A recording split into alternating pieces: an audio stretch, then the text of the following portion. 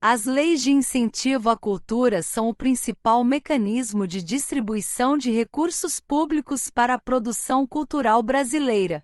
No Brasil, mais ou menos 90% dos recursos disponíveis para a cultura são distribuídos através de mecanismos de incentivos. Um exemplo é o repasse direto de valores do Fundo Nacional de Cultura para os proponentes, como ocorre nos editais das leis Paulo Gustavo e Aldir Blanc. Outra espécie de mecanismo é o mecenato ou patrocínio financeiro, que funciona através de redirecionamento de impostos.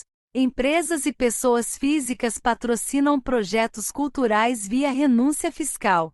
A renúncia fiscal corresponde aos valores que a empresa teria que pagar ao governo a título de imposto, tais como o imposto de renda, o ICMS e o imposto sobre serviços.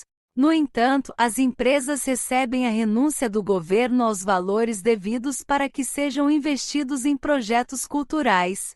Funciona da seguinte forma: um artista ou produtor cultural envia a ideia para análise do Ministério ou Secretaria de Cultura. Com a proposta aprovada, o produtor cultural recebe a chancela da Lei de Incentivo à Cultura e pode captar recursos de empresas ou pessoas físicas. As empresas usam esse apoio em ações de marketing para promover a própria imagem, mostrando que investem na cultura brasileira. Geralmente as empresas querem patrocinar por ser vantajoso para elas fazerem o marketing da empresa. Utilizam assim de um recurso que já teriam mesmo que pagar para o governo.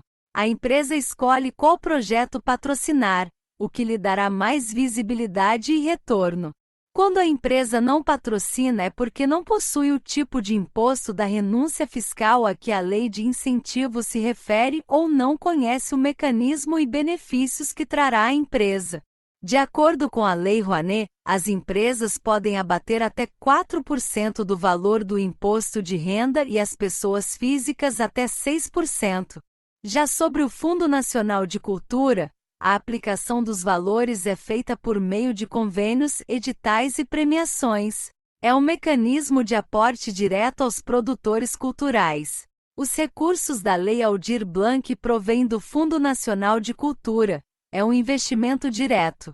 Essa verba foi repassada a estados e municípios, possibilitando que o benefício chegasse aos trabalhadores da cultura, democratizando o acesso do investimento aos artistas locais. Independentemente de qual mecanismo de recurso for, isto é, editais, fundos, premiações, deve-se ter um projeto aprovado em algum mecanismo de incentivo à cultura, o que o torna apto à obtenção dos recursos.